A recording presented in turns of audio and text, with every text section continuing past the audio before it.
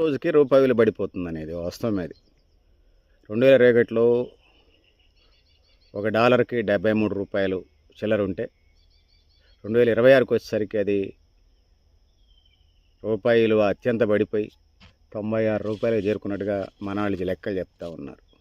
2021లో 73.44 ఉంటే 2022లో 77.40, 2023లో 82.20 పైసలు, 2024లో రూ. 83.30, 2025లో రూ. 83.50, 2026లో రూ. 96 అయింది. అంటే పెనడు లేని స్థాయిలో 2026లో రూపాయి విలువ అత్యంత దిగజారిపోయింది అనేది ఈ ఇరాన్, అమెరికా, ఇజ్రాయెల్ యుద్ధమే కారణంగా ఉంది. కానీ ముడి చమురుకి సంబంధించి కానీ బంగారానికి సంబంధించి కానీ డాలర్లు పే చేసుకోవాల్సి వస్తుంది. అందుకోసమే పెరుగుతూ ఉంది.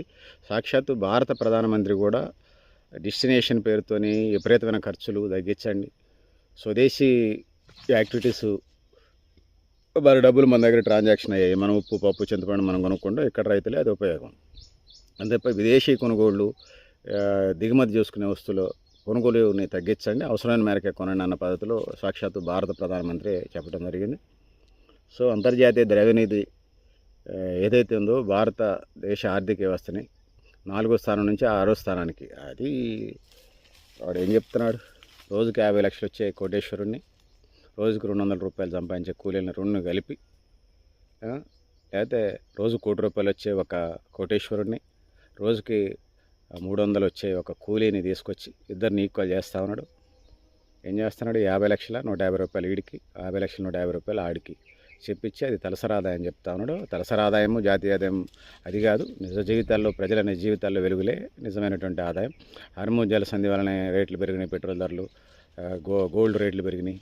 దాని ద్వారా పెట్రోల్ ధరలు పెరిగినప్పుడు ట్రాన్స్పోర్టర్ పెరిగిద్ది, ట్రాన్స్పోర్ట్ పెరిగినప్పుడు అన్నీ వ్యవసాయ రంగం వస్తువులే కాకుండా మనం తినే ఆహార పదార్థాల దాకా కూడా, ఫుడ్ డెలివరీస్ దాకా కూడా పెరుగుతాయి. ఎందుకంటే 2 వీలర్ వేసుకొని జొమాటో వాడు పెంచుతాడు. అదేవిధంగా కూరగాయల ట్రాన్స్పోర్ట్ వాళ్ళు అక్కడ నుంచి ఇక్కడ తీసుకొచ్చిన పెట్రోల్ ధరలు అవి మన కస్టమర్స్ మీదనే వేస్తారు. ఇవన్నీ ఉన్నాయి.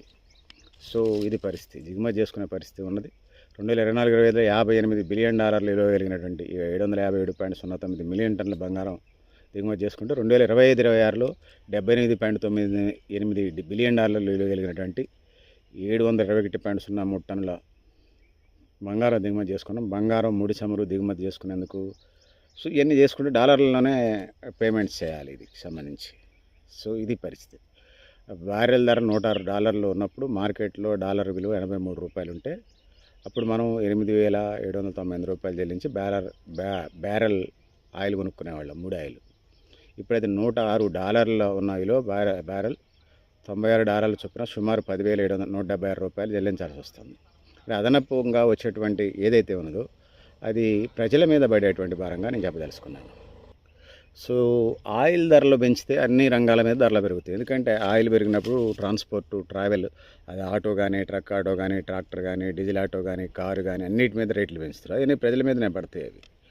అవి కూరగాయలు తెచ్చుకున్న కూరగాయల కిరాణా షాపు కూడా రానుబోను రేట్లు మెరి చేస్తాడు. వాళ్ళు ట్రాన్స్పోర్ట్, లారీలు, టయోటాలు, హోల్సేల్ వాళ్ళు, ఆ నుంచి టీవీఎస్లు, 2 వీలర్లు, ఆటోలు, రిక్షల మీదకి వచ్చి వీళ్ళు ఈ ప్రజల మీదనే వేస్తారు. ఆ విధంగా రేట్లు పెరుగుతాయి. ద్రవ్యోల్బణం వైపు ధరలు పెరగటం వల్ల ఈ పరిస్థితి వస్తుంది.